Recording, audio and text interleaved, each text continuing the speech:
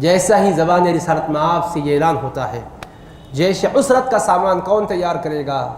حضرت عثمان غنی کھڑے ہوتے ہیں، علیہ مئۃ بعیر باحلاسها واقطابها فی سبیل اللہ، یا رسول اللہ میرے ذمے 100 اونٹ ہے، اس کے پالان اور جملہ ساز و سامان کے ساتھ اللہ کی راہ میں پیش کرتا ہوں۔ نبی پاک علیہ السلام نے پھر ارشاد فرمایا، یہ تو قبول فرما لیا حضور نے، لیکن چونکہ 40,000 کی فوج ادھر تیار کر رہا ہے رومی بادشاہ، اور رومیوں سے مقابلہ ہے،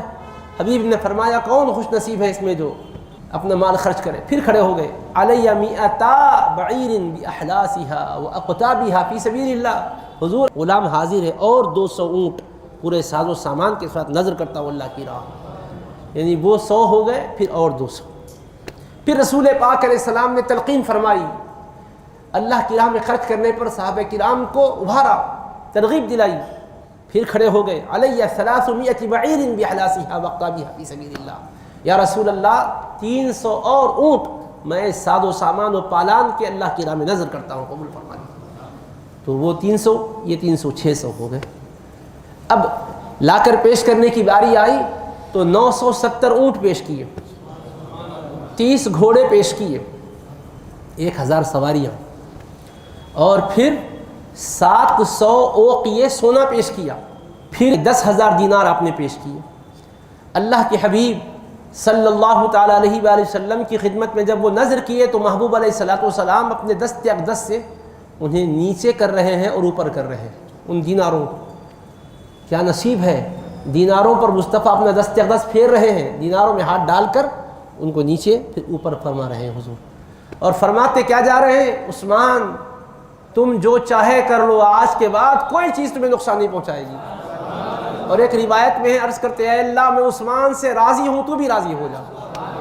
میں عثمان سے خوش ہوں تو بھی خوش ہو جا،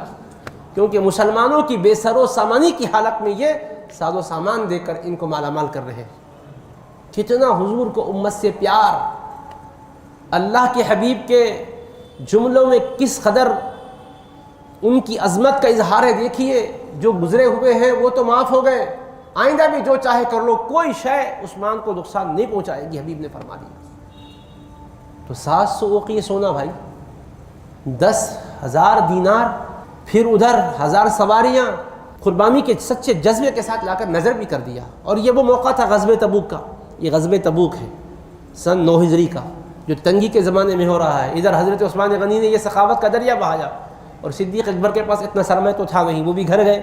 اور گھر جا کر جو ساز و سامان تھا سب کو آپ نے اکٹھا کیا، حتیٰ کہ پہننے کے کپڑے تک اس میں ڈال دیے، برتنے کی چیزیں تک اس میں ڈال دی، خود کا بھی گھر میں جو کچھ تھا سارا سرمایہ آپ نے اکٹھا کیا اور اس کو لا کر بارگاہ مصطفیٰ میں پیش کر دی۔ حضرت سیدنا فاروق اعظم رضی اللہ عنہ نے اپنے گھر کے ساز و سامان کو 2 حصوں میں کیا، آدھا گھر والوں کے لیے رکھا، آدھا اٹھا کر مصطفیٰ کی بارگاہ میں پیش کر دیا۔ حضرت عبد الرحمن بن عوف رضی اللہ عنہ 80,000 درہم تھے ان کے پاس، اس کے 2 حصے کیے، 40,000 گھر والوں کے لیے رکھے، 40,000 مصطفیٰ کی بارگاہ میں پیش کی۔ عرض کرنے لگے میرے آقا گھر والوں کے لیے بھی چھوڑ کر آیا ہوں، آپ کی خدمت میں بھی راجا ہوں۔ میرے آقا علیہ السلام نے دعائیں دی، جو گھر والوں کے لیے رکھی اس میں بھی اللہ برکت دے، جو تم خرچ کی اس میں بھی اللہ برکت دے۔ خوب دولت مند ہوئے وہ بھی صحابہ کرام میں۔ ایک غریب صحابی نے دیکھا میں کیا پیش کروں گا، تو وہ مزدوری کیے، اور مزدوری کر کے 2 سا کھجور حاصل کیے، دن بھر محنت کیے، پسینہ بہنے لگا، اور 2 سا کھجور اس کے بدلے میں ملا۔ 1 سا اپنے گھر والوں کو دے دی اور 1 سا حضور کی بارگاہ میں لا کر پیش کی۔ میرے آقا علیہ السلام نے ان کے کھجور کو سب سے اوپر رکھا، 1 سا کیا حیثیت رکھتا ہے، مگر میرے آقا نے فرمایا ارے تمہارے پاس کچھ نہیں تھا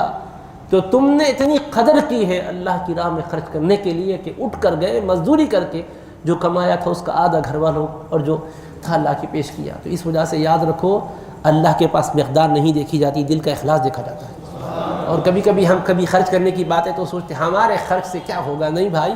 اخلاص کے ساتھ اللہ کے دین کے لیے 1 پیسہ بھی آپ کا اگر سچے جذبے سے نکل رہا ہے تو بہت سے نامور لوگ جو دکھاوا اور نمود کرتے ہوئے کروڑوں خرچ کرتے ہیں اس پہ بھاری بن جاتا ہے۔ اللہ تعالیٰ دلوں کو دیکھتا ہے، ان اللہ لا ينظر الى صورکم ولا الى اعمالکم ولکن ينظر الى قلوبکم ونیتکم۔ اور پھر حاجت مندی میں آدمی خرچ کرتا ہے، اس کا ایک الگ ہی مزہ رہتا ہے، یعنی اپنی ضرورتوں میں سے نکال رہا ہے۔ میں عرض کر رہا تھا کہ 9 ہجری میں انہوں نے اس غزوے میں کیسا پیش کیا کہ حضور خوش ہو گئے، اور وہ غزوہ بھی جب ہوا نا، سنیے، مسلمانوں کی فوج گئی، 30,000 فوج گئی۔ 30,000 فوج کا ساز و سامان تیار کرنا آسان بات ہے؟ سیدی شیخ الاسلام بانی جامع نظامیہ قدس اللہ سرہ العزیز لکھتے ہیں کہ حضرت سیدنا عثمان غنی رضی اللہ عنہ نے کل لشکر کا پورا ساز و سامان فراہم کیا، حتیٰ کہ ایک اقال بھی کم نہیں رکھی، یعنی اونٹ کے پاؤں کو باندھنے کی ایک رسی بھی نہیں چھوڑی۔ ہر ایک نے اپنا اپنا حصہ ادا کیا، مگر آپ نے جتنا درکار تھا لشکر کو وہ سب کچھ فراہم کر دیا۔ اس قدر آپ نے فیاضی کی۔ جب صحابہ نکل رہے تھے تو مصطفیٰ علیہ السلام نے حضرت علی مرتضیٰ حیدر کرار رضی اللہ عنہ کو فرمایا کہ اے علی مدینہ منورہ میں رہنا، اور ان کو چھوڑ کر حضور جا رہے تھے تو عرض کرنے لگے یا رسول اللہ، آپ مجھے کمزوروں پر، خواتین پر نگران مقرر کر کے تشریف لے جا رہے ہیں مصطفیٰ، تو آپ نے ارشاد فرمایا اے علی، کیا تم اس بات سے راضی و خوش نہیں ہو کہ تمہاری مجھ سے وہی نسبت ہے جو کہ ہارون کی نسبت موسیٰ علیہ السلام کے ساتھ تھی؟ صرف اتنی بات ہے کہ میرے بعد کوئی نبی نہیں ہے، میں تمہیں کمزور ہے کہہ کر نہیں چھوڑ رہا ہوں، میں اپنا نمائندہ بنا رہا ہوں ان مسلمانوں کی حفاظت کے لیے، اس لیے کہ ہم بھی معرکہ آرائی کے لیے دور جا رہے ہیں، اور دشمن مدینے کو خالی دیکھے گا تو کہیں ناپاک ارادے سے آگے بڑھنے نہ پائے، اس لیے میں اس اہم ترین ذمہ داری تمہیں سونپے جا رہا ہوں۔ تو حضرت سیدنا علی مرتضیٰ کا رتبہ بھی دیکھیے گا کہ انہیں ایسے نازک موقع پر حضور علیہ السلام نے مدینہ منورہ میں اپنا خلیفہ مقرر فرمایا، اور حبیب پاک علیہ السلام تشریف لے گئے، اور اللہ کے حبیب پاک علیہ السلام نے ان کی شان و عظمت بھی اجاگر کی۔ اب یہ فوج 30,000 کی نکلی، جیسا ہی تبوک پہنچے ان کو خبر ہو گئی، ہم تو سمجھے تھے کہ مدینہ منورہ پر حملہ کر کے مسلمانوں کو ختم کر دیں گے، اتنی طاقت کے ساتھ یہ آ گئے ہیں، بس اللہ نے ان کے دلوں میں رعب پیدا کیا، گھروں سے نکل نہیں سکے، مقابلہ تو کیا۔ مصطفیٰ علیہ السلام 20 دن قیام فرما رہے، پھر اس کے بعد حبیب پاک علیہ السلام واپس تشریف لاتے ہیں۔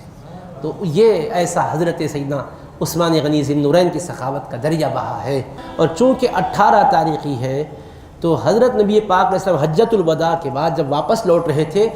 غدیر خم پر مصطفیٰ علیہ السلام پہنچے تو وہاں آپ نے ایک انتہائی عظیم بلیغ خطبہ ارشاد فرمایا۔ آپ نے صحابہ کرام سے فرمایا